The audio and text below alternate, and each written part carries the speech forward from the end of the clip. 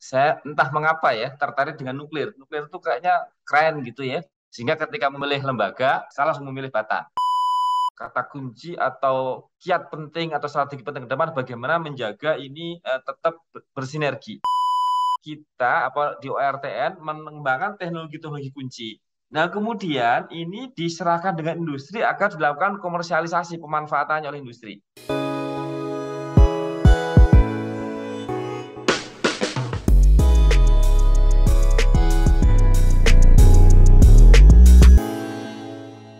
Oke, baik. Halo teman-teman semuanya. Selamat datang kembali di podcast Bicara Nuklir. Dan setelah kita berapa bulan? Kayak 3 bulan nggak rekaman lagi episode baru. Sekarang kita akan memasuki season 4 dan di episode pertama di season 4 ini kita kedatangan Bapak Dr. Rohadi Awaludin. Beliau adalah Kepala Organisasi Riset Tenaga Nuklir di Badan Riset Inovasi Nasional.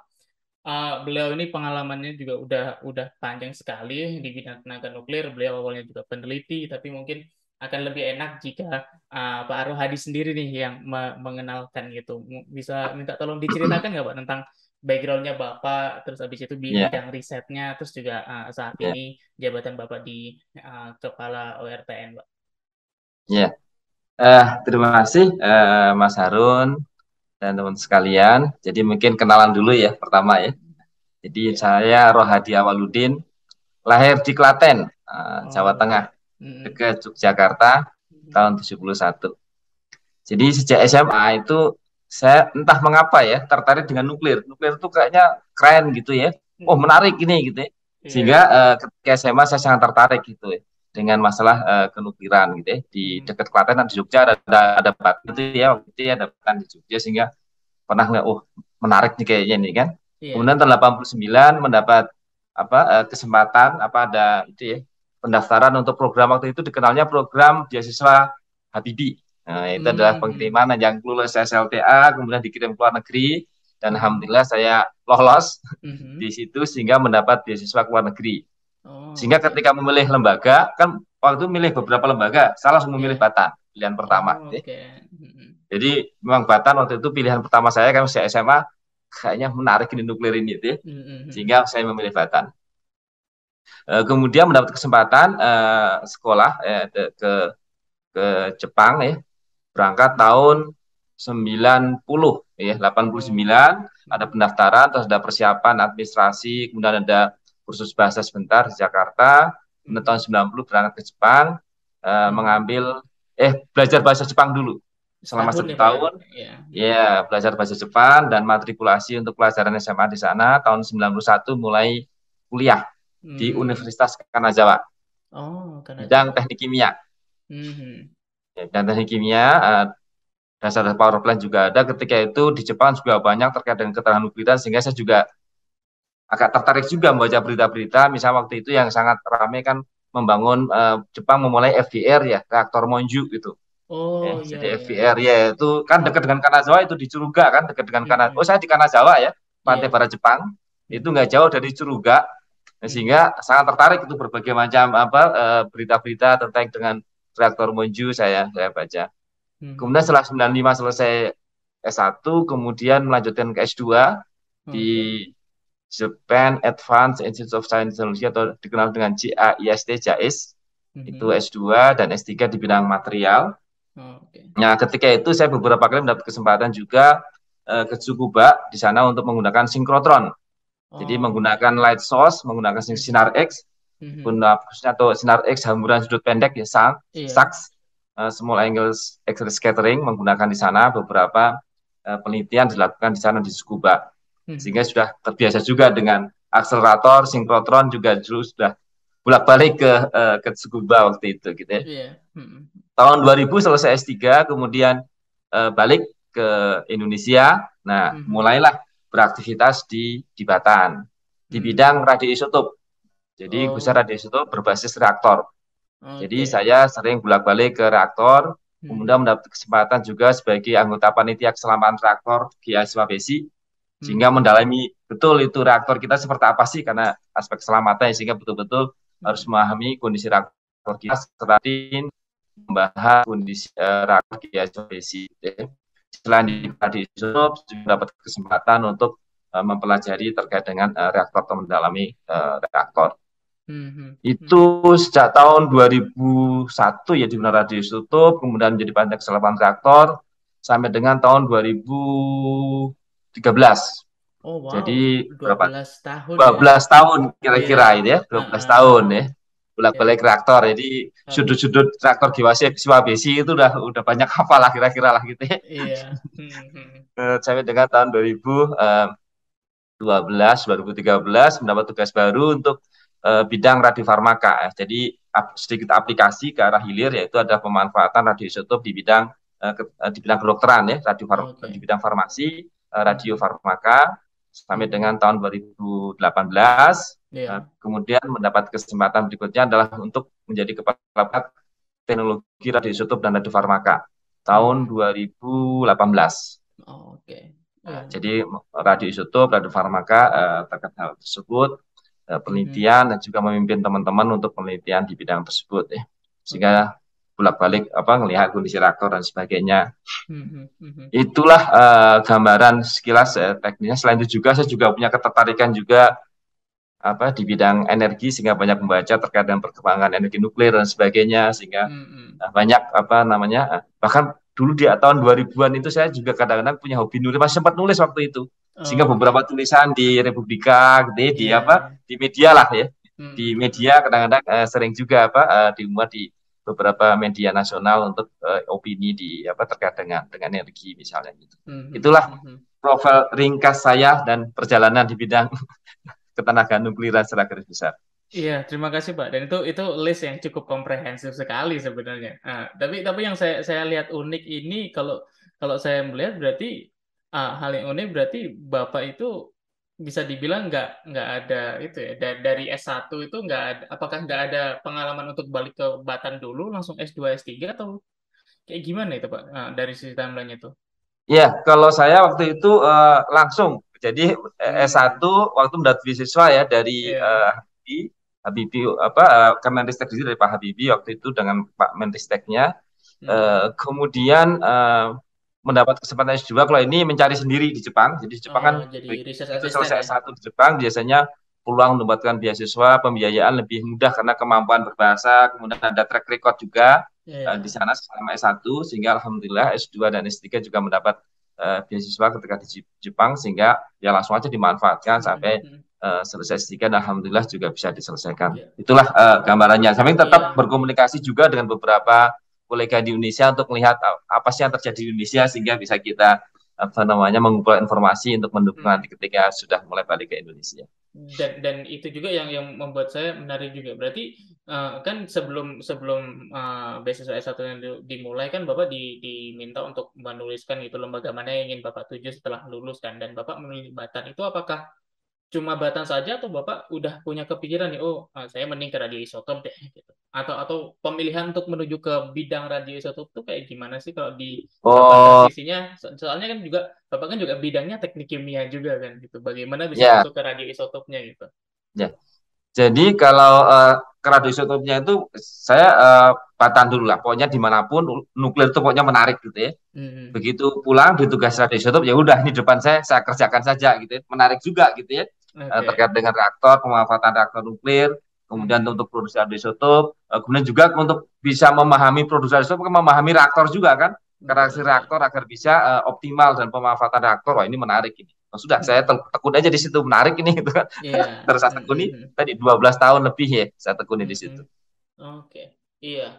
Dan dan uh, dan setelah setelah itu Bapak menuju ke dari pejabat fungsional lebih saya agak lupa nih istilahnya nih. Kalau peneliti kan pejabat fungsional, kalau Ya, betul. kalau yang eh, jadi kepala gitu kan berarti jabatan administratif ya Pak ya, kalau nggak salah itu istilahnya. Struktural namanya Oh, itu, struktural ya. pejabat Ya, struktural. ya Ya, struktural namanya ya. agak lupa. Nah, Iya, itu transisinya gimana Pak? Dari awalnya jadi fungsional terus tiba-tiba jadi iya, struktural itu.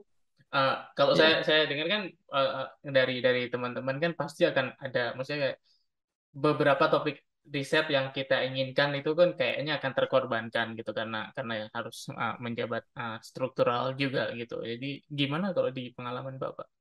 Ya, jadi pengalaman saya pertama kan sekitar 12 tahun nih, 12 tahun, 13 tahun lah kira-kira Mhm. sebagai pejabat fungsional peneliti.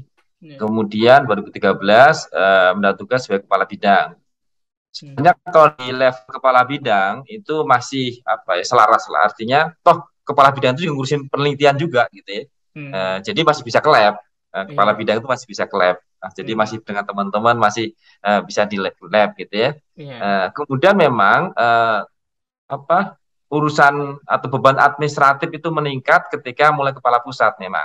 Mhm. Nah, ketika tahun 2018 menjadi kepala pusat, memang beban administrasi akan meningkat. Akhirnya memang saya harus menyerahkan pengalaman-pengalaman kepada teman-teman, gitu ya. Mhm. Sehingga saya sudah apa namanya, mentransfer lah, gitu ya, pengetahuan selama ini ke teman-teman. Sehingga kalaupun nggak sering ke lab pun, tinggal memantau dari jauh pun teman-teman bisa apa bergerak, gitu ya, di bidang Iya. itu ya.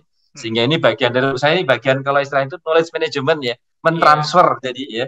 Jadi kalau Mhm. ditransfer ke teman-teman kan kita banyak administratif pun kadang-kadang aja kalau ada sesuatu apa menengok sebentar kita apa yang terjadi Iya. udah cukup lah gitu ya. Mhm. Karena sudah kita transfer ya ke teman-teman sehingga teman-teman sudah punya pengetahuan yang cukup sehingga bisa jalan sendiri gitu ya. Ini cukup membantu ya sehingga memang ketika pindah ke tadi ke banyak urusan administratif ya beban manajerial Mhm. maka memang tadi menyerahkan teknisnya itu kepada teman-teman sehingga mereka bisa berjalan dengan baik sehingga apa yang sudah dirintis bisa terus apa berjalan. Saya kira itu kuncinya. Iya, ya. Dan juga yang penting kan masih berarti sesuai dengan visinya gitu kan, Pak. Visi pusat Iya, risetnya itu apa dan bisa memantau lah ya kira-kira pejabat fungsionalnya iya, di situ kira-kira apakah sesuai penelitiannya dengan apa yang divisikan gitu dan ini menjadi transisi transisi yang menarik gitu kan per tahun ini per bulan April kalau nggak salah ya Pak ya Bapak resmi menjadi iya, kepala organisasi riset tenaga nuklir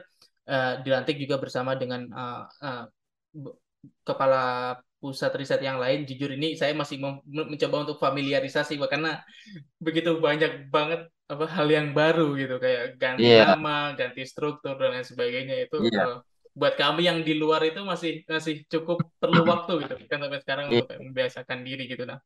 Eh, ini mungkin saya ingin mungkin ini eh, pertanyaan yang klise ya kalau iya. ditanyakan ya. Cuman kalau boleh tahu bagaimana sih Pak dengan proses transisi ini bagaimana sebenarnya Bapak memandang ORTN ini bisa berperan di masa yang akan datang dan bagaimana Iya. dia karena dengan keikutsertaannya di BRIN kan banyak orang yang mengira kan kita nuklir ini takutnya geraknya menjadi lebih terbatas gitu karena harus berada di bawah satu badan riset nasional yang gede gitu. Iya, Bagaimana tanggapan Bapak kalau misalnya ada tanggapannya seperti itu begitu, Pak? iya. Jadi memang ini sangat tergantung bagaimana ke depan gitu ya. Jadi Mhm. saat ini eh, fungsi atau mungkin aktivitas ketenaga nukliran ini kan di beberapa titik gitu ya. Iya. ORTN, Organisasi Tenaga Nuklir, dia fokus untuk riset, Mhm. menghasilkan teknologi-teknologi baru di bidang ketenaga nukliran. Mhm. Ini di bidang apa ORTN, Organisasi Tenaga Nuklir. Kemudian ada di Deputi Infrastruktur itu ada Direktorat Pengelolaan Fasilitas Ketahanan Nuklir atau DPFK. Inilah yang Mhm. mengelola fasilitas ketahanan nukliran. Kita punya 3 reaktor, ya. Mhm. Kemudian ada 3 instalasi non reaktor. Ini di bawah uh, Deputi Infrastruktur di Direktorat Fasilitas Ketahanan Nuklir. Nah, sehingga kata kunci atau kiat penting atau strategi penting ke depan bagaimana menjaga ini tetap bersinergi gitu ya. Iya. Mhm. Bersinergi sehingga eh, para periset yang berada di ORTN ini bisa betul-betul lebih fokus Iya. kepada riset tapi Mhm. tetap mendapat dukungan yang maksimal tentunya dari infrastruktur karena kalau riset Oke. tanpa infrastruktur akan kesulitan ya. Iya. Contoh kalau Mas Harun kan terkait dengan banyak elektronik dengan komputasi, maka kita juga selain infrastruktur nuklir, kita juga kemudian sudah membicarakan dan infrastruktur adalah terkait dengan infrastruktur terkait dengan komputasi. Jadi Mhm. nanti akan ada sendiri itu terkait dengan berbagai macam infrastruktur komputasi. Nanti bukan hanya nuklir, tapi akan bersama juga dengan yang lain, itu Iya. akan ada besar gitu ya. Nah, Mhm. sehingga kita perlu apa selama dukungan itu bisa kita bersinergi dengan baik, artinya Mhm. saling mendukung dengan baik, saya yakin akan lebih tajam nanti riset teman-teman. Ya. Tapi Iya. kata kunci tadi itu bagaimana kita terus menjalin komunikasi yang baik, bersinergi, berkoordinasi dengan baik dengan tadi infrastruktur. Iya. Kemudian satu lagi terkait dengan SDM. Nah ini satu lagi Iya. adalah terkait dengan saat ini sebenarnya masa alih generasi. Mhm.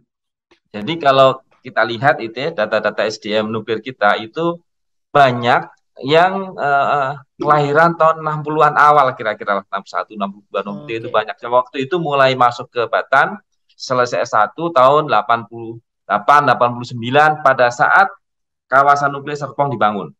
Itu Oke. banyak generasi di level itu. Mhm. Nah, saat ini lahir 60-an, berarti kan sekarang usia 60 tahun.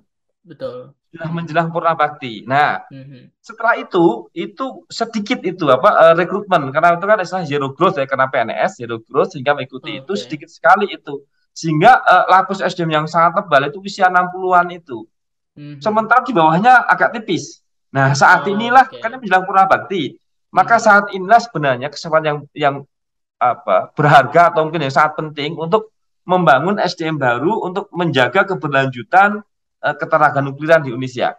Ini Iya. sangat penting. Nah, untuk itu perlu bersinergi dengan Deputi SDMI, Sumber Daya Manusia IPTEK. Nah, di situ Oh, maksudnya. oke. Jadi, Yang itu selain orang tadi nuklir pertama juga dengan sebenarnya. infrastruktur, yang kedua adalah dengan Deputi SDM IPTEK, gitu ya. Iya. Mhm. Nah, sehingga nanti untuk memastikan program SDM untuk menjaga keberlanjutan di bidang nuklir ini terjaga dengan baik kan salah pilar utama adalah SDM. Iya. Jadi sekali lagi dengan pola sekarang ini sangat tergantung nanti bagaimana pola koordinasi dan sinergi tadi Mhm. antara Mhm. RTN, Iya. infrastruktur, kemudian SDMI, minat tiga itu. Ya. Mhm. Ada satu lagi sebenarnya kalau terkait dengan program PLTN, yaitu ada kebijakan pembangunan. Oke. Jadi untuk bagaimana meningkatkan national possession ya, Iya. dari eh, energi nuklir, khususnya dalam untuk Mhm. mendukung pembangunan PLTN, Iya. maka itu kajian itu berada di Deputi Kebijakan Pembangunan (DKP). Oke. Mhm. Ya, di situ Mhm. ada kebijakan energi di dalamnya. Nah, Mhm. sehingga kami juga harus bersinergi dengan yang di sana, sehingga tadi sinergi terjaga dengan baik, sehingga akan semakin kuat. Sementara ORTN fokus di bidang risetnya sehingga semakin tajam dengan tetap menjalin koordinasi komunikasi dengan tadi Mhm. kedeputian atau Iya. pihak-pihak yang mendukung. Saya kira itu kata kunci katalah Iya. ke depan seperti itu. Ya, dan ya dan itu menarik sekali, Pak. Saya berusaha dari luar ya, Pak, dari Iya, sebagai orang yang juga concern dengan riset nuklir di Indonesia. Jadi saya juga berusaha untuk memahami gitu kenapa kenapa dari yang kalau saya melihat dulu itu kan Batan itu kan sebagai satu lembaga yang semuanya in-house begitu kan, Pak. Kalau iya, misalnya iya, kita butuh kebijakan pembangunan ya kita punya PKSen. Kalau misalnya kita butuh iya, material kita punya teknologi baru iya, maju gitu kan. Kalau misalnya iya, kita uh, aplikasi radioisotop kita punya Pair gitu. Tapi kan sekarang kan iya, harus terpisah semua gitu kan. iya, iya, Demi untuk disatukan dengan semua pusat studi lain begitu. Nah, iya, uh, kalau menurut Bapak dengan implementasinya yang sekarang ini yang saya rasa udah setahun lah ya BRIN ini sudah ada dan proses iya. integrasi itu dimulai. Bagaimana Bapak melihat interaksi ini itu dan dari yang awalnya semuanya in-house satu lembaga punya semuanya sekarang harus bersinergi dengan yang lain. Apakah proses transisi ini cukup berhasil gitu kalau Bapak coba evaluasi dalam setahun terakhir ini gitu. Iya, terima kasih. Sejauh ini memang kita masih sulit ya kalau mengukur berhasil atau tidak berhasil karena masih baru dimulai ya. Tapi menurut sejauh ini sih sudah berjalan sesuai dengan katakanlah yang diharapkan saya kira seperti itu. Mhm. Tentu ada beberapa masih ada kekurangan saya ya dalam proses itu. Tinggal bagaimana nanti ini mau terus membangun proses ini mudah-mudahan bisa terjaga tadi ini terjaga sinergi dari berbagai pihak tadi sehingga nanti semua bisa bersinergi kata kuncinya melahirkan sinergi jangan sampai nanti ini uh, kemana yang lain kemana gitu ya nggak Iya, ketemu iya. ya sehingga ini menjaga sinergi ini saya kira di situ dan saat ini kita terus berkomunikasi dengan tadi dengan infrastruktur gitu ya, Mhm, dengan mhm. SDMI gitu ya tadi Iya, malam saya juga ketemu dengan Pak Deputi SDMI juga gitu ya ngobrol iya, dengan SDM gitu ya iya. sehingga Orang, disitulah saya kira kuncinya. mhm. Tapi dengan kebersamaan ini mudah-mudahan satu atap green ini sumber daya semakin kuat ya. Iya. Karena ada beberapa hal ini yang ketika dulu dalam Batan itu eh, kita masih agak gampang merencanakan karena memang sumber daya kita terbatas. Dengan menyatu di dalam BRIN ini mudah-mudahan dukungan sumber daya semakin kuat gitu ya. Iya. Misalnya terkait dengan infrastruktur ya. Iya. Dengan terkonsolidasi sumber daya ada di BRIN, mudah-mudahan untuk terkait dengan infrastruktur ketenaga nukliran yang sekarang sudah direncanakannya akan mudah-mudahan semakin membaik ya. Seperti kita ketahui infrastruktur tenaga nuklir itu sudah relatif aging juga gitu ya. Iya. Sama tadi hampir kan tahun 80-an, 90-an itulah banyak ya pembangunan di kawasan Serpong. Iya. Yang sekarang usia sudah mendekati 30 tahun, bukan mendekati, tidak 30 ya, 32 Udah tahun lebih, ya. hampir 40 Sudah 30 bahkan ya. tahun. Iya. Nah, sehingga sudah saatnya memang untuk diregenerasi gitu ya. Iya. Nah, ini itu membutuhkan sumber daya yang tidak kecil gitu ya. Nah, ketika masih waktu itu Batan, ini sumber daya kan terbatas ya, agak berat juga, tapi dengan sekarang bergabung menjadi satu dengan BRIN, mudah-mudahan ini dukungan dari sisi sumber daya ini semakin kuat gitu ya. Sehingga beberapa hal mudah-mudahan lebih mudah dalam merealisasikannya ya. Jadi kita sudah merencanakan untuk infrastruktur ketahanan nuklir yang advance, yang terdepan itu akan dibangun di Serpong. Kemudian infrastruktur yang terkait dengan terapan, jadi akan mulai layanan. Jadi dari seterapan ada layanan akan dibangun di Pasar Jumat. Ya. Kemudian infrastruktur nuklir yang untuk mendukung penguatan SDM itu akan dibangun di Yogyakarta. Itu ada Poltek nuklir ya, sehingga untuk menghasilkan SDM ketenaga nukliran baru didukung dengan infrastruktur yang sesuai untuk SDM, ya, pengembangan SDM itu ada di Jogja, sehingga nanti SDM yang dari Jogja, yang lahir dari Jogja karena seperti itu ingin memperkuat kalau di bidang advance, maka nanti pindah ke Serpong, ya. Bahkan mungkin mahasiswa misalnya tugas akhir gitu ya, misalnya gitu ya, mau dia mendalami maka dialah ke Serpong di Bentas. Kalau yang tajam di bidang terapan, nah bisa ke Pasar Jumat nanti, ke Pasar Jumat untuk di bidang terapan. Ini sudah kita rencanakan beberapa infrastrukturnya ya, mudah-mudahan ya dengan dukungan yang kuat dari BRIN ini lebih keberhasilannya lebih tinggi lah untuk terrealisasinya gitu ya. Yang sebelumnya mungkin agak berat ya ketika kita masih dalam satu Batan.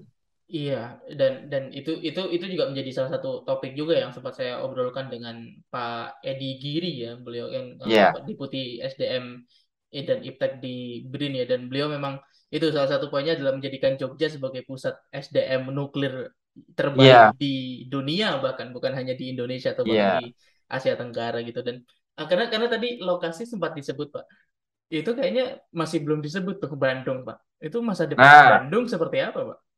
Kalau Bandung itu kan ada reaktor tuh 2 megawatt. Saat ini masih kita akan menunggu nih ya, kita akan direview oleh International Atomic Energy Agency kan tahun 60-an ya sudah cukup berusia juga. Nanti kita akan menunggu hasil review dari itu tim dari IAIA nanti seperti apa untuk menentukan bagaimana sebaiknya reaktor Bandung atau kawasan nuklir Bandung ini. Itu berarti review dari IAIA itu bukan hanya untuk menentukan si reaktor 3-nya perlu decommissioning Pak ya, bukan hanya untuk itu ya, untuk keseluruhan aktivitas risetnya juga ya. Karena nanti begini, ketika kita memutuskan bagaimana reaktor 3 ini akan sangat terkait dengan stakeholder sekelilingnya juga kan gitu. Betul. Ada ITB itu yang dekat situ ya, ada Unpad, ada rumah sakit di situ kan. Karena tidak bisa memutuskan hanya sebatas reaktor 3 enggak, tapi akan sangat terkait nanti dengan stakeholders di sekelilingnya, karena nanti akan dievaluasi atau mungkin disusun kembali strategic planning. Kalau misalnya diputuskan apa kan muncul strategic planning itu untuk bisa. Ketika strategic planning terhadap reaktor itu, maka bagian yang sangat penting adalah bagaimana stakeholdersnya.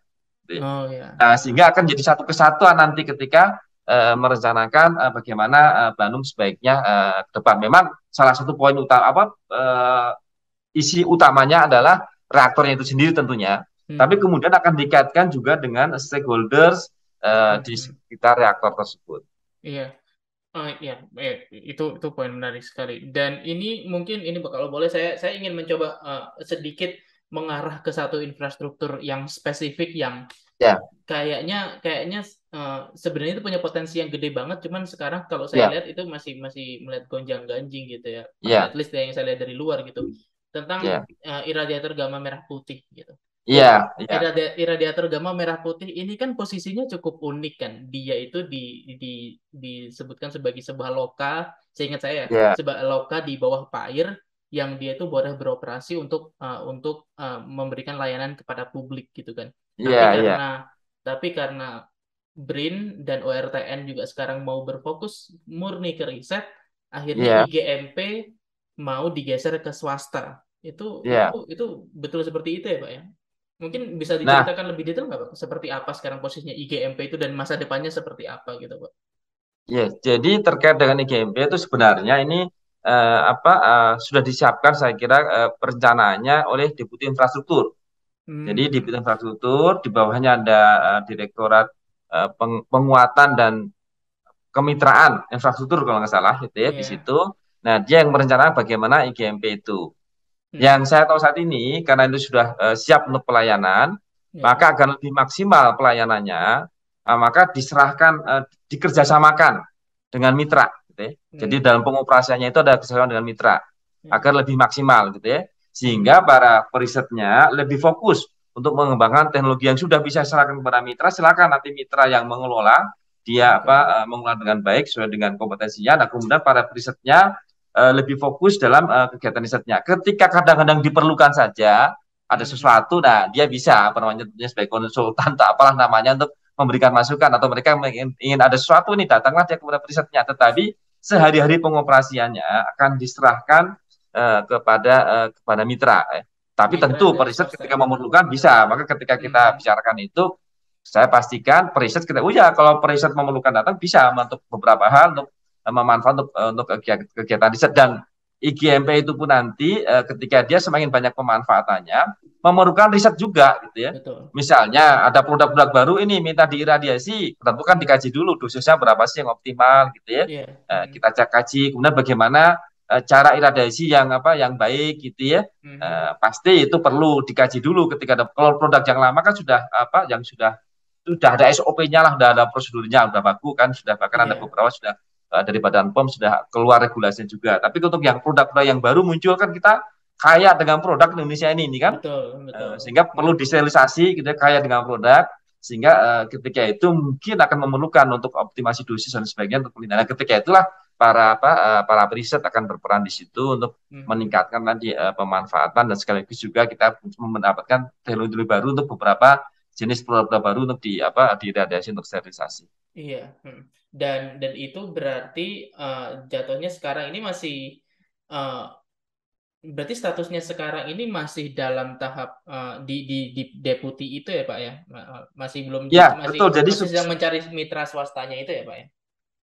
informasi terakhir sih katanya sudah ada katanya, cuma saya belum kan Oh, nggak oke. terlibat langsung ya. Iya, Sudah ada iya. mitranya, sudah diproses lelang, jadi tawarkan kepada siapapun yang berminat, kemudian Hmm, yang berminat mendaftar gitu ya, kemudian ada oke. proses seleksi gitu ya. Heeh, Nah, heeh. katanya sih sudah selesai kan proses seleksinya, cuma saya kan nggak terlibat langsung di situ ya, hanya memantau Iya, dari jauh karena mendapat informasi dari penanggung jawab di situ ya. oke. Sehingga terakhir seperti apa saya juga nggak tahu persisnya. Terus ya itu Hmm, setahu saya sih sudah ditentukan, udah seleksinya sudah selesai, jadi sudah mengarah ke siapa yang akan mengulas setelah tadi proses pendaftaran dan diseleksi dengan hmm, kriteria ditetapkan seperti itu untuk nanti mengoperasikan iya. fase tersebut sebagai mitra. Setahu saya Hmm, seperti hmm, itu. Tapi kalau nanti misalnya diperlukan bisa nanti mengundang deputi infrastruktur atau mungkin direktur di bawahnya gitu ya, bisa diundang iya. bagaimana rencana bisa itu terkait penerapan itu nanti. Nah, itu kalau nanti deputi yang ini bukan deputi yang direktur pengembangan dan penguatan dan kemitraan Mitra ya. penguasaan infrastruktur. Hmm, Nah, itu nanti di situ yang lain punya rencana terkait baik itu sekarang IGMP maupun nanti pasar Jumat itu kan banyak untuk pelayanan. Udah ada iya. beberapa rencana-rencana di sana untuk me, menarik keterlibatan pihak industri untuk Hmm, hmm, memanfaatkan di pasar Jumat. Beberapa iya. sudah direncanakan dan beberapa Iya. skema. Heeh. Ya, ini menjadi segue yang menarik banget nih terhadap itu. Bagaimana sebenarnya ORTN melihat industri, Pak? Ya, Ini kan tadi Bapak sempat menyebutkan ada beberapa fasilitas yang bisa dibuat sebagai pelayanan dan nanti akan lebih banyak menguatkan industri. Tapi secara umum gitu, bagaimana sih sebenarnya ORTN itu mengharapkan kemitraan dengan industri itu seperti apa dan apa yang berbeda gitu dari sebelumnya di Batan gitu, Pak? Ya, jadi begini, dengan dalam Bingkai Brain ini kita berharap punya mampu untuk menarik industri lebih ke dalam, nah, gitulah apa ke dalam Oke. misalnya, lebih tinggi partisipasinya, ya. Menambah Sehingga TKDN lah ya gitu. ya jadi kita di ORTN mengembangkan teknologi-teknologi kunci, Mhm. muncul kekayaan-kekayaan intelektual gitu ya, dengan pengetahuan-pengetahuan baru itu. Nah, kemudian ini diserahkan dengan industri agar dilakukan komersialisasi pemanfaatannya oleh industri. Oke. Ya. Nah, pasti tentu ada tahap-tahap di mana itu bersama-sama. Mhm. Misalnya teknologi tertentu menjadi produk itu kan nanti bersama-sama product development. Jadi kita lebih pada knowledge creation atau teknologi development gitu ya. Iya. Begitu terbentuk menjadi produknya seperti apa. Nah, ini akan Itu kalau sudah desain. produk kan muncul spesifikasi, speknya seperti apa yang mau kita tentukan ini spesifikasinya. Yes. Iya. Kemasannya berapa gedenya itu udah banyak detail, lebih detail tetap itu ya. Karena itu Mhm. ditentukan ketika nanti pengembangan teknologi produksinya. Nah, itu diharapkan industri mulai berperan di situ. Termasuk Mhm. menentukan spesifikasi tadi, karena industri nanti yang diharapkan begitu ini dia kan yang tahu informasi pasar seperti apa sih yang laku di pasar, spek apa yang paling sesuai untuk kondisi saat ini. Nah, Iya. sehingga mereka yang paling tahu lah, mereka mensuplai pasar, mereka yang sehari-hari bersama dengan pasar gitu ya. Mhm. Sehingga itu Mhm. penting. Jadi Iya. antara kebutuhan pasar, kemudian ada teknologi ditentukan. Jadi speknya apa yang optimal nih? Iya. Seperti apa itu? Kalau teknologi Iya. kan belum bicara spesifikasi, tapi Iya. ya ini dia kemudian spesifikasi, kemudian lebih detailnya. Satu Ah, batch size-nya berapa? Misalnya kalau program banyak nih, mau batch berapa misalnya gitu ya. Nah, itu iya. lebih detail lagi itu. Nah, itulah Ah, tadi gabungan antara kebutuhan pasar yang dibawa oleh industri mhm. dengan teknologi kunci yang dipegang oleh organisasi riset ya. Nah, Mhm. disitulah diharapkan terjadi kombinasi gitu ya, Iya. sehingga produk begitu nanti selesai langsung sepenuhnya bisa diserahkan ke industri mereka yang akan terus Mass produce ya. mengkomersialisasikan, Iya. sementara OR memegang tadi kekayaan intelektualnya. Mhm. Jadi Oke. teknologinya kan OR yang mengembangkan, teknologi riset kan, Iya. dia pegang teknologi kuncinya, dia pegang kekayaan intelektualnya. Sehingga kalau Oke. sana menghasilkan kata nilai ekonomi, ya tentunya adalah royalti nanti di sini sebagai Mhm. pemegang kekayaan intelektual dari Mhm. teknologi tersebut. Nah, ini yang Mhm. sekarang kita akan coba kembangkan skema Mhm. tersebut dengan mendorong menarik industri lebih ke dalam, lebih Iya. tinggi partisipasinya untuk Mhm. beberapa hal. Infrastrukturnya bisa disediakan oleh BRIN untuk sementara waktu, infrastrukturnya. Oke. Ya kan nuklir itu kadang-kadang mahal investasinya kan. Betul, betul. Nah, termasuk membuat kawasan nuklir itu kan mahal. Iya. Makanya kita siapkan lahan pasar Jumat yang sudah siap, kan selama udah bagi kawasan nuklir di situ kan. Iya. Coba ya kan, misalnya mau industri mau di Bekasi misalnya gitu ya. Wah Mhm. itu repot, itu urusan banyak gitu ya. Sehingga Iya. kita berikan kemudahan kan, kita siapkan lahan di situ di pasar Jumat Mhm. sehingga industri lebih mudah Iya. masuk gitu ya. Iya, iya. Investasinya lebih mudah nih. Nah, ini Mhm. diharapkan kemudahan-kemudahan lebih bisa menarik industri berpartisipasi sehingga teknologi yang dikembangkan tadi kemudian bisa menjadi produk atau layanan Mhm. sehingga bisa dirasakan oleh masyarakat. Nah, Iya. inilah skema yang sekarang sedang dikembangkan. Skema ekosistem industri nuklir yang sekarang sedang dicoba Ya, gitu Pak ya. Nah, seperti itu. dan ya ini menarik Pak. Saya ya karena sekarang saya sedang studi juga di Amerika, saya melihat di National Lab di sini kan ORNL, Ya, Argonne, Idaho ya, gitu kan. ya, Banyak dari peneliti-peneliti mereka yang akhirnya yang mereka udah punya intellectual property terhadap satu produk gitu kan. Mereka akhirnya ya, membuat satu spin-off dari produk itu, terus ya, akhirnya membuat satu industri sendiri, startup sendiri begitu. ya, ya, ya, Nah, kalau di BRIN atau ORTN sendiri bagaimana melihatnya? Apakah mungkin gitu akan ada nanti startup di bidang nuklir gitu? Karena kan kita sama-sama ya, tahu bahwa investasinya di nuklir ini nggak kecil gitu. Jadi ya. bagaimana juga ORTN atau BRIN tuh bisa mengikubasi startup-startup Ya. di bidang nuklir gitu? Apakah ada strategi terhadap itu, Pak? Nah, strategi saat ini adalah jadi kita akan memfasilitasi dengan infrastruktur. Oke. Salah satu yang mahal adalah infrastruktur. Jadi beberapa nanti infrastruktur itu kan eh, bisa untuk fungsi riset, tetapi juga dalam batas tertentu masih memungkinkan nanti dengan sedikit tambahan investasi untuk produksi atau untuk layanan jasa-jasa tertentu. Sehingga kita juga berharap itu ada peluang bagi startup ketika ada sebuah teknologi tertentu, kemudian dia menghasilkan suatu produk, baik itu produk ataukah jasa, ya kan bisa juga jasa ya, jasa pengujian dan sebagainya gitu ya. Nah, kemudian dikombinasikan dengan dukungan infrastruktur dari BRIN ini ya. Sehingga mereka nanti bisa mengelola itu. Nanti kalau sudah besar, silakan nanti infrastruktur besar lagi dengan infrastruktur sendiri mungkin bisa ya. Tetapi ketika dia masih skalanya kecil, nah memungkinkan nanti memanfaatkan infrastruktur dari BRIN, skema-skema, jangan di BRIN, ada skema nanti infrastruktur membuat skema-skema bagaimana skema kerjasamanya dengan mitra seperti apa ada. Tapi BRIN yang menyediakan mereka bisa mengakses, memanfaatkan itu tentu dengan skema-skemanya bagaimana kontraknya, konkretnya dengan kontrak lah misalnya gitu ya. Karena misalnya masih startup awal, ada infrastruktur kan pasti tidak mungkin dia 365 hari menggunakan terus.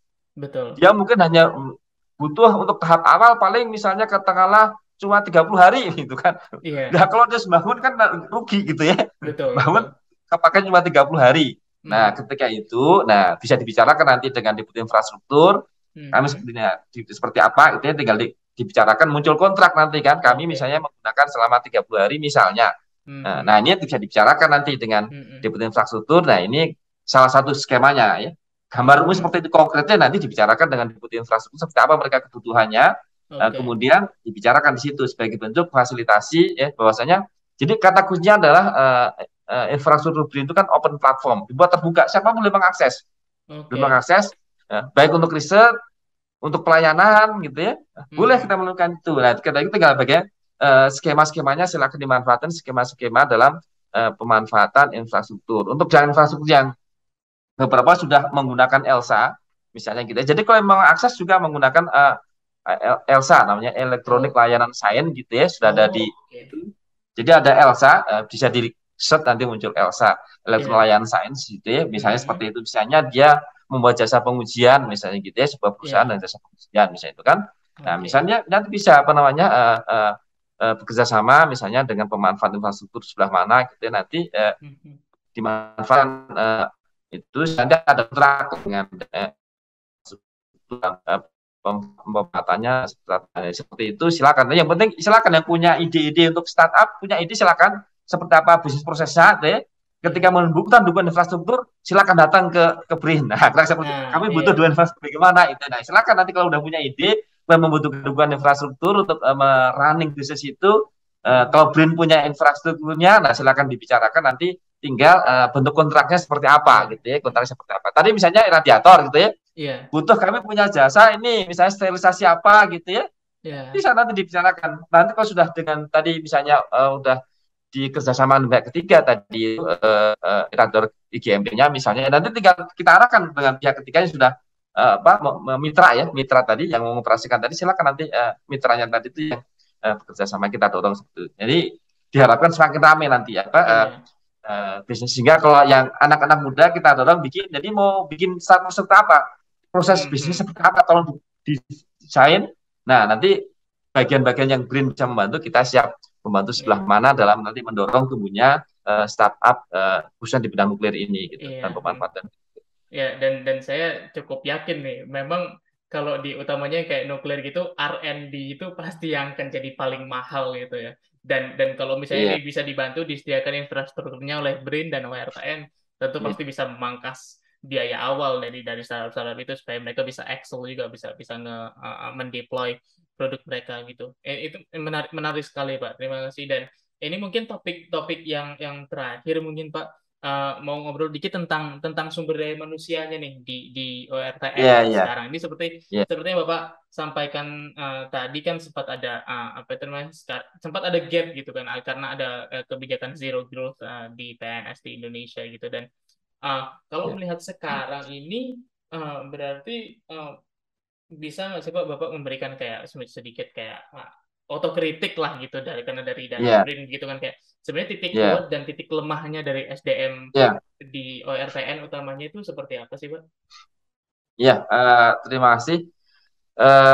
Jadi pertama terkait dengan apa dulu ya, kelemahan, kekuatan aja ya, kekuatan. Jadi SDM nuklir kita ya di BRIN ini, Pusat Ekspatan itu sebenarnya sudah punya pengalaman yang panjang di bidang kedang sejak tahun 60-an ya. Bahkan sebelum 58 ya, bahkan 58 sebelum itu juga ada tim kecil ya untuk penelitian radioaktivitas gitu ya. Itu sudah tahun 50-an sudah mulai juga kita memang punya pengalaman panjang gitu ya dalam urusan riset aktivitas di bidang ketenaga nukliran ini gitu ya, sebagai itu, sehingga tentu berbagai macam pengalaman ada di situ, kondisi real di Indonesia seperti apa gitu ya, itu sudah ada pengalaman di situ. SDM memiliki pengalaman real di Indonesia di bidang ketenaga nukliran. Sementara di bidang kelemahannya, yang pertama saat ini adalah tadi SDM sudah mulai menjelang purna bakti, sementara SDM mudanya ini masih perlu didorong perlu ditingkatkan ini. Ini bab berikutnya ini perlu kita bagaimana menjaga agar keberlanjutan kesinambungan generasi ini terjaga dengan baik ya. Dan saya pengetahuan tadi yang senior di awal tadi, kekuatan awal tadi, SDM senior sudah punya pengalaman panjang tadi, nanti pengetahuannya pergi bersama orang, nanti saya terjadi itu. Bagaimana nanti SDM yang baru segera ini transfer knowledge, sehingga knowledge management jadi sangat penting, berbagai proses knowledge management, transfer knowledge dari yang senior kepada yang junior secepatnya. Karena memang nuklir tidak bisa cepat, ini banyak soalnya ya. Apalagi terkait dengan infrastruktur kita yang kadang sangat spesifik, ini perlu waktu untuk mentransfer dari berbagai macam, karena tidak seluruh pengetahuan kan bisa tertuliskan kadang-kadang ya. Kalau punya tacit knowledge gitu ya. Tidak semua tertuliskan, sehingga ini susah bisa ditransfer ke SDM berikutnya gitu ya. Nah, sehingga tadi inilah masalah tadi itu, gap antara generasi yang panjang tadi itu, yang ada generasi yang tipis atau bahkan mendekati kosong gitu ya. Ini bisa segera ditutup ya. Sehingga nanti segera SDM baru segera lahir gitu ya. Sehingga kita sudah menyiapkan berbagai macam skema-skema untuk SDM baru ini ya. Yang sebelumnya belum ada, sekarang sudah kita siapkan. Kalau dulu kan ketika masuk Batan peluangnya hanya PNS saja ya. Jadi PNS peneliti ya, itu kan. Itu satunya peluang. Sehingga kalau nggak ada pembukaan peneliti atau PNS peneliti ya sudah tertutup lah gitu ya, kecil untuk berpartisipasi. Nah, sekarang udah makin banyak. Jadi pertama tetap tadi ya, yang skema PNS jalan terus sebagai peneliti sekarang periset di BRIN gitu ya. Skema kedua adalah P3K, pegawai dengan perjanjian kerja. Jadi pegawai kontrak memungkinkan. Gitu ya. Sehingga sudah skema sudah mulai dibuka ini ya, sehingga ada P3K ya. Jadi nggak perlu nunggu kapan ada penerimaan PNS, bisa dengan P3K. Itu nama lain dari postdoc gitu ya, Pak? Nah, ada lagi berikutnya, postdoc ada lagi. Postdoc ada lagi. Kalau postdoc itu yang baru lulus. Jadi yang mereka yang baru lulus itu sampai dengan berapa? 5 tahun kalau nggak salah. Jadi yang untuk mematangkan dia postdoc. Jadi kalau Mas Harun selesai nanti bisa postdoc ke BRIN, ke ORTN, bisa itu postdoc gitu ya. Skema postdoc gitu ya. Jadi ini bisa berapa tahun gitu ya postdoc.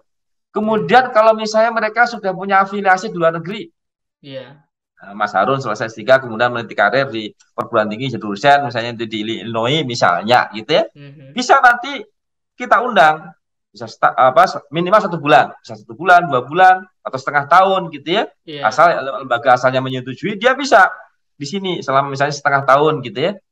Itu visiting researcher atau visiting professor gitu ya, sehingga skema-skema itu semakin banyak. Nah, dengan berbagai skema itulah mudah-mudahan ini semakin ramai, ini riset di Indonesia makin ramai ini.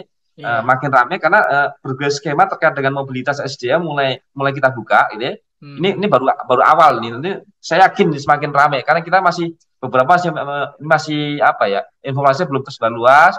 Juga masih ada bener enggak itu kan masih begitu kan, begitu nanti ada 1-2 bulan berjalan, oh iya ini bener nih, makanya ini penting. Kadang-kadang kalau sesuatu belum real berjalan kan masih orang pada ragu, ini bener ada nggak sih sebenarnya gitu, seperti apa sih realnya gitu ya. Atau kalau ada contoh sukses gitu mungkin.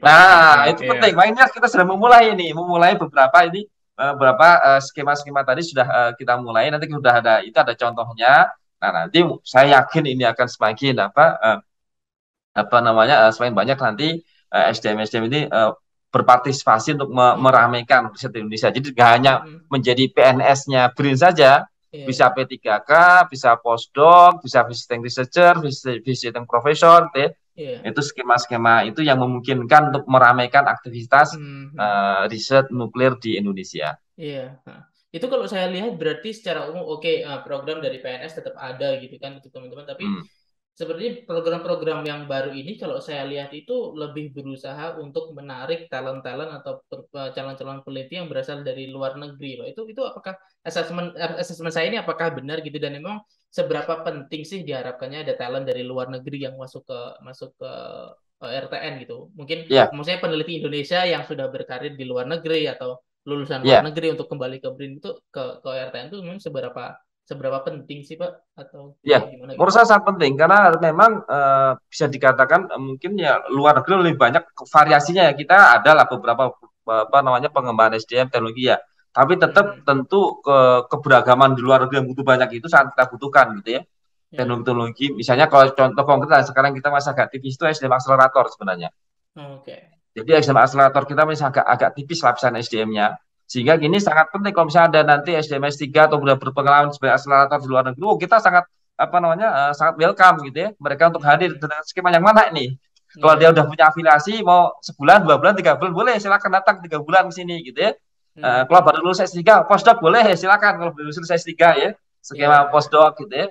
Mhm. Kalau bisa kalah P3K misalnya itu kan. Jadi kita siapkan ya, SDM yang apa SDM yang di luar negeri sudah punya pengalaman gitu ya sehingga nanti Oke. dikombinasikan ya Mhm. istilah kata kunci kombinasi penting nih kombinasi Iya. pengetahuan dan pengalaman jadi Mhm. dari berbagai macam tadi muncul kombinasi pengetahuan dan pengalaman sehingga mudah-mudahan semakin kaya saling mengayakan lah dengan dikombinasikan itu kan saling mengayakan SDM SDM tersebut. Oke. Iya. Baik. Itu saya cukup optimis dengan rencananya ya, meskipun ini kita juga harus lihat dulu implementasinya gitu. Nah Saya, itu penting contoh ya, konkret itu penting makanya saya katakan nih iya. harus ada contohnya dulu kalau enggak masih pada Hmm. ragu gitu kan itu Iya, penting Pak. gitu. Saya yang sekarang sedang S3 di luar negeri itu mau wanti-wanti nih, ngeliat dulu nih, oh kira-kira berhasil nggak ya program itu? Kalau berhasil mungkin insya Nah, Allah itu akan makanya akan itu penting dicoba itu. gitu. Saya yakin akan Hmm. seperti itu ya. Iya. Dan ini mungkin terakhir nih Pak. Saya tadi bilang terakhir, tapi ini kayaknya yang akan jadi terakhir nih. Uh, Pemerintah Indonesia itu meskipun meskipun dari sisi ini kita ngobrol tentang energi nuklir secara Oh, spesifik energi oke, PLTN. secara energi ya, ya, ya. Ya, secara spesifik PLTN gitu Pak. Ya, Kami juga PLTN.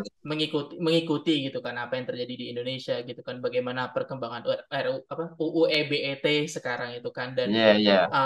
bisa yang bisa dibilang itu setengah setengah sebagai posisi nasional tapi belum sepenuhnya posisi nasional juga gitu kan. Ya. Yang pasti yang kita tahu kan ada roadmap dari ESDM yang bilang Indonesia akan punya PLTN pertama COD di tahun sekitar ini saya agak ragu, either 2040 atau 2045 atau 2049 gitu kan. Mungkin Ya. mungkin yang lebih saya ingin coba tanyakan itu di dalam ORTN sendiri gitu Pak. Bagaimana sih effortnya untuk Ya. bisa mendorong untuk membantu apa itu target pemerintah itu gitu Pak, dan kira-kira Ya. apa yang direncanakan oleh ORTN untuk mendukung uh, target pemerintah tersebut untuk pelaksanaan program PLTN di Indonesia gitu Pak. Ya, terima kasih. Jadi program utama kita adalah menyiapkan teknologi kunci untuk PLTN ya. Dari Mhm. teknologi kunci kita kembangkan. Nah, nanti kemudian ketika masuk ke tahap berikutnya di bidang product development atau Mhm. desain gitu ya. Iya. Maka ketika itu kita akan bermitra. Jadi dengan modal tadi teknologi kunci yang kita kuasai dalam bentuk yang tua, publikasi dan sebagainya, itu menjadikan ORTN ini layak menjadi mitra industri untuk Mhm. co-development. Oke, oke. Ya. Jadi kita harapkan menjadi co-development. Jadi begini, PLTN itu berdasarkan undang-undang itu ada dua, Undang-Undang Ketahanan Nuklir dan 97. Jadi reaktor komersial dan non Non komersial. komersial. Ya, ya. Kalau non komersial itu dinyatakan dalam undang-undang tersebut itu oleh Badan Pelaksana namanya BRIN. Maka Mhm. tentu BRIN lah yang akan membangun mengajukan izin barang, tapi nggak sendirian tentunya ya, Mhm. untuk pengoperasian atau pengembangan reaktor non komersial. Nah dalam hal ini Oke. tentu harus bermitra Mhm. dengan mitra-mitra termasuk industri tentunya dalam Mhm. bentuk co-development. Nah ketika itu BRIN yang berada di depan bersama Mhm. dengan mitra untuk Oke. apa namanya reaktor non komersial, misalnya demonstration plan ya, demo plan orang nyebutnya ya. Itu banyak. Kemudian satu lagi adalah reaktor komersial. Nah, reaktor komersial itu kalau secara tekstual hukum atau apa namanya, itu memang bisa antara badan usaha kemudian mengajukan ke badan regulasi selesai. Tetapi saya yakin dari pengalaman selama ini memang ada beberapa badan usaha luar negeri sudah berbicara dengan perusahaan listrik nasional di Indonesia untuk membicarakan tentang PLTN itu. Tapi PLN ataupun anaknya PLN akan nanya ke Batan, kenanya ke teman-teman nuklir dan BRIN saat ini ya akan nanya, ini bagaimana kan? Nah, sehingga ketika itulah pengetahuan teman-teman sangat diperlukan. Selama ini pengetahuan selama teknologi yang kembangkan seperti sangat diperlukan, sehingga pasti nanti ketika itu kata PLN bermitra dengan perusahaan luar negeri di bidang pembangunan, pasti akan perlu dukungan dari UR, meskipun secara hukum bisa jalan sendiri, bisa mereka jalan sendiri. Betul. Tetapi secara real saya nggak yakin mereka pasti PLN udah selama ini akan datang, akan nanya itu, minta pendapat kita gitu ya, pendapat URTN, bagaimana pendapatnya ini tentang teknologi ini gitu ya akan diminta itu kan. Termasuk pengalaman teman-teman kan juga misalnya nanti di bidang penyamat tapak site gitu ya. Kita teman-teman URTN sudah punya pengalaman sehingga kayak luar negeri akan tentu dia site PLN gimana cara itu. Pada pengalaman kondisi Indonesia bisa jadi spesifik kondisi Indonesia kan. Nah, ketika itulah pengetahuan, pengalaman, teknologi yang sudah dikembangkan oleh teman-teman ini menjadi sangat diperlukan untuk mendukung tadi. Jadi semacam TSO ya, Technical Support Organization. Ketika itu memang mereka secara bisa jalan sendiri mereka. Kalau udah tadi misalnya PLN sebagai perusahaan listrik berkontrak dengan perusahaan luar negeri untuk membangun, bisa saja. Tetapi saya yakin tetap memerlukan dukungan teman-teman URTN dalam melancarkan kegiatan tersebut gitu ya. Jadi teman-teman harus mempersiapkan diri. Itu kalau yang komersial. Lebih bagus lagi kalau tadi yang pertama tadi kan demo plan, kemudian berikutnya dikomersialisasi di Indonesia, itu lebih mantap lagi. Itu perannya bisa. Nah, untuk itu teman-teman harus menyiapkan sekarang menyiapkan diri untuk mengakumulasi, memperbanyak pengalaman-pengalaman dalam pengembangan teknologi. Nanti speknya seperti apa kan sekarang banyak, misalnya jenis SMR, yang segede apa kan, buat 300 kan awalnya kan ada 100 200, sekarang mulai kecil-kecil tuh kan, 30 40 kita mulai cenderung kecil-kecil gitu ya, SMR kecil-kecil gitu ya, masih menggunakan PBR ya, PBR kecil-kecil gitu ya, jadi masih generasi 3 masih PBR dikecilkan gitu ya, dengan modular harapannya kan bangunnya cepat. Jadi sudah plug-plug di pabrik selesai, kemudian tinggal pasang seperti Lego gitu ya, di tempat sehingga 2 tahun selesai gitu ya. Kalau yang bangun kan bisa 5, misalnya kayak Emirat tuh 5-6 tahun gitu ya. Yang terakhir misalnya kayak Emirat dengan Korea itu ya, 5-6 di Barokah Nuklir Papua 5-6 tahun kalau salah, itu lama juga kan. Nah, kalau dengan tadi modular tadi kan lebih cepat gitu ya, dengan sistem modular tadi lebih lebih cepat membangunnya. Nah, sekarang mau yang segede apa? Nah, itu kan dibicarakan nih co-development-nya ya. Sehingga kalau teman-teman sudah punya pengalaman di bidang elektronik, termohidrolik gitu ya, kemudian dia risiko dispersinya seperti apa, kemudian itu, dan security safeguard-nya seperti apa gitu ya. Nah, sehingga kalau sudah punya pengalaman di situ, sehingga cepat nanti ketika ada mitra yang kita ingin bermitra mengembangkan PLTN, katakanlah saya ingin 50 megawatt elektrik. Udah, oh ya oke 50 ya, udah punya dasar teknologi sudah ada, tinggal di bagaimana untuk kelas 50 seperti apa kan udah punya pengalaman sehingga cepat gitu. Nah, tadi menyiapkan diri, kapasitas tadi yang penting tadi dengan modal kita SDM dan pengalaman-pengalaman dalam pengembangan teknologi selama ini. Itulah yang saat ini kita laksanakan sambil nanti kita mencari mitra. Saat ini bukan mencari, sudah beberapa datang sebenarnya. Untuk menjalin komunikasi ya, kita sudah mulai komunikasi, ada dari Eropa, dari Amerika gitu ya, sudah mulai datang untuk menjalin komunikasi gitu ya dengan kami.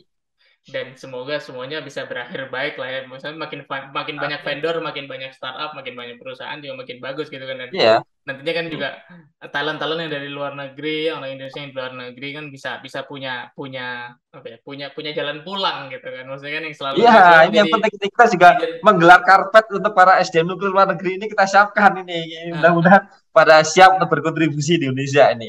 Iya. Dan ini menarik banget, dan ini udah hampir 1 jam nih Pak kita ngobrol, dan rasa dengan tadi program PLTN di Indonesia ini bisa menutup nih episode kita yang untuk sekarang. Terima kasih sekali Pak Radi udah berkenan nih untuk saya ajak ngobrol. Lumayan banyak ini topiknya kita dan alhamdulillah bisa ke cover dan kurang dari sejam. Jadi terima kasih sekali, dan untuk teman-teman yang mendengarkan terima kasih dan sampai jumpa di episode selanjutnya. Bye bye.